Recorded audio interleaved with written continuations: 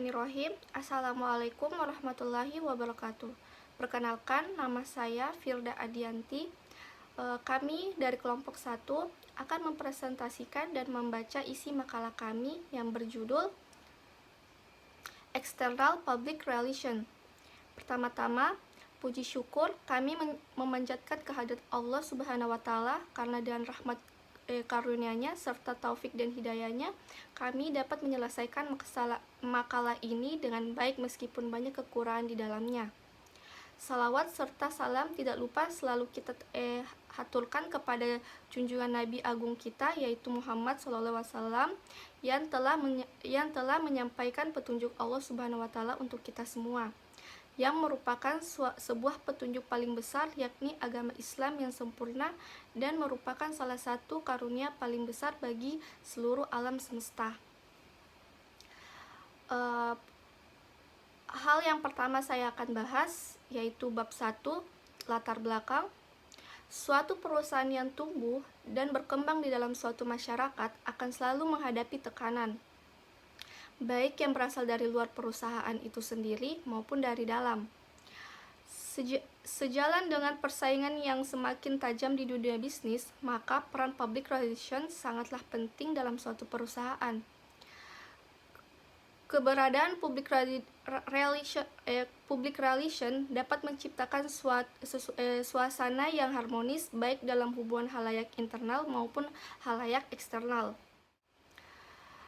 External public relation merupakan salah satu bentuk dari kegiatan public relation yang ditujukan pada pihak yang berada di luar instansi atau perusahaan yang merupakan penyelenggaraan komunikasi timbal balik antara perusahaan dan pelanggan, sekaligus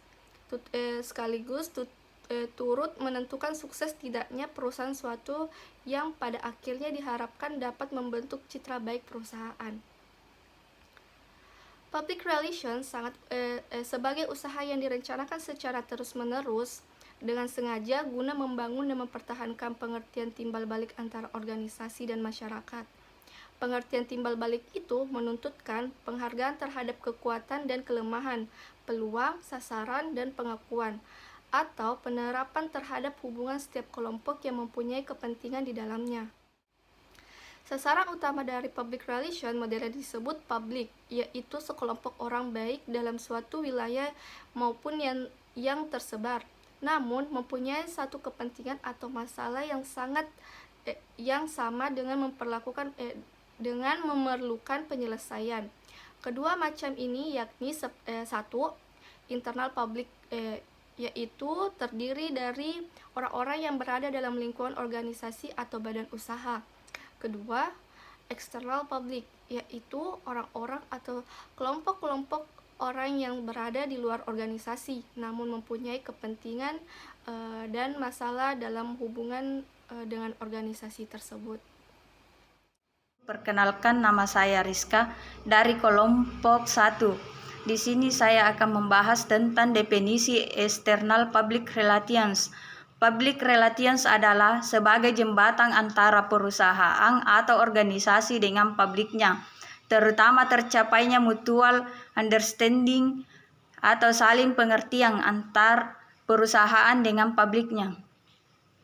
Pengertian lain dari PR adalah fungsi manajemen yang membangun dan mempertahankan hubungan baik dan bermanfaat antar organisasi dengan publik yang mempengaruhi kesuksesan atau kegagalan organisasi tersebut. Jadi PR itu merupakan kedudukan dalam suatu perusahaan atau organisasi sebagai penghubung antar perusahaan atau organisasi dengan publiknya. Public external adalah publik yang berada di luar organisasi atau instansi atau perusahaan yang harus diberikan penerangan atau informasi untuk dapat membina hubungan baik. Sama juga halnya dengan public internal, maka public external juga menyesuaikan diri dengan bentuk atau sifat, jenis dan karakter dari organisasi yang bersangkutan. Dengan demikian, maka yang menjadi publik ke eksternal suatu organisasi akan berbeda dengan organisasi lainnya. Berikut ini adalah publik eksternal atau suatu perusahaan. Yang pertama, public pers. Yang kedua, publik pemerintah. Yang ketiga, publik masyarakat sekitar. Yang keempat, publik rekanan atau pemasok. Yang kelima, publik pelanggan. Yang keenam, publik konsumen. Yang ketujuh, publik bidang pendidikan. Yang kedelapan, publik umum. Hubungan dengan publik di luar perusahaan merupakan kebutuhan mutlak, karena perusahaan tidak mungkin berdiri sendiri tanpa bekerja sama dengan perusahaan lain. Oleh karena itu, perusahaan harus menciptakan hubungan yang harmonis dengan layak pada khususnya dan masyarakat pada umumnya. Salah satunya adalah dalam komunikasi dengan publik eksternal dan informatif dan persuasif. Informasi yang disajikan harus adil, menyeluruh, dan sempurna berdasarkan fakta yang sebenarnya. Persuasif komunikasi dapat dilakukan atas dasar membangkitkan perhatian komunikan, sehingga rasa yang dihasilkan dari bunga. Masalah yang perlu dipecahkan dalam kegiatan humas eksternal mencakup bagaimana untuk memperluas pasar untuk produksi, memperkenalkan produk kepada masyarakat, penghargaan dan penerima publik dan masyarakat, menjaga hubungan baik dengan pemerintah, mengetahui sikap dan public opini terhadap perusahaan, menjaga hubungan baik dengan pers dan pemimpin opini, menjaga hubungan baik dengan masyarakat dan pemasok terkait dengan operasi perusahaan dan mencapai rasa simpati dan kepercayaan dari publik di masyarakat. Kegiatan eksternal public relations dimaksudkan untuk publik eksternal organisasi atau perusahaan, yaitu semua elemen yang berada di luar perusahaan yang tidak terkait langsung dengan perusahaan seperti masyarakat di sekitar perusahaan, pers, pemerintah, konsumen, pesaing, dan lain-lain. Melalui kegiatan eksternal ini diharapkan dapat menciptakan kedekatan dan kepercayaan publik eksternal kepada perusahaan. Dengan melakukan hal itu akan menciptakan hubungan yang harmonis antar organisasi atau perusahaan dengan publik eksternal, sehingga menghasilkan citra yang baik dari perusahaan di mata publik. Kegiatan hubungan eksternal yang dilakukan oleh Humas Office yaitu yang pertama, hubungan dengan komunitas. Yang kedua, hubungan dengan pelanggan. Yang ketiga, hubungan dengan media massa dan pers. Yang keempat, hubungan dengan pemerintah. Demikianlah dari saya.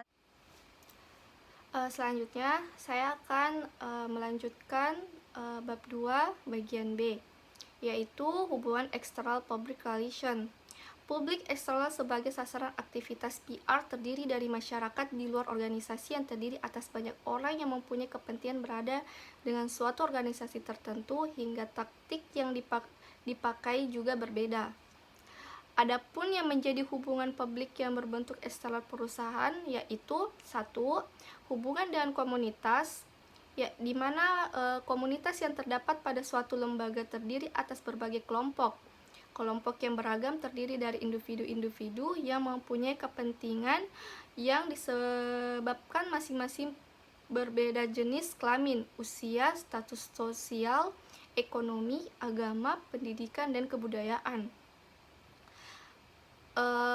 Public relation mengatakan bahwa dalam rangka pelaksanaan hubungan baik dengan komunitas, perlu diketahui apa yang didambakan oleh komunitas bagi kesejahteraan. Kedua, hubungan dengan pelanggan atau consumer relations. Kesuksesan yang diperoleh suatu perusahaan tidak terlepas daripada pelanggan itu sendiri. Setiap barang dapat saja dijual satu kali kepada seseorang pembeli, akan tetapi sebuah perusahaan dinilai sukses apabila dapat meningkatkan jumlah pelanggan yang membeli berulang kali. Pembina hubungan baik dengan pelanggan dilakukan dalam rangka meningkatkan loyalitas pelanggan dan kepercayaan dari produk dan perusahaan itu sendiri.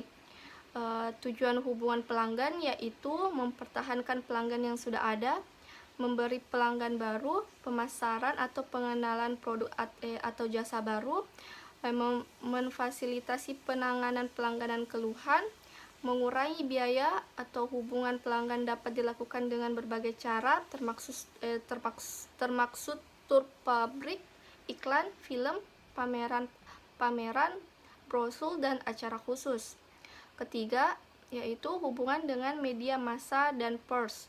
Kegiatan public relation dalam rangka mengatur dan membina hubungan baik dengan pihak pers. Artinya harfiah daripada proses adalah pencetakan, namun pada perkembangan selanjutnya istilah pers dapat diartikan sebagai pihak-pihak yang berkecimpung dalam hal pemberitaan. Jadi tidak saja surat kabar, tapi juga meliputi berbagai media seperti TV, radio, dan lain-lainnya.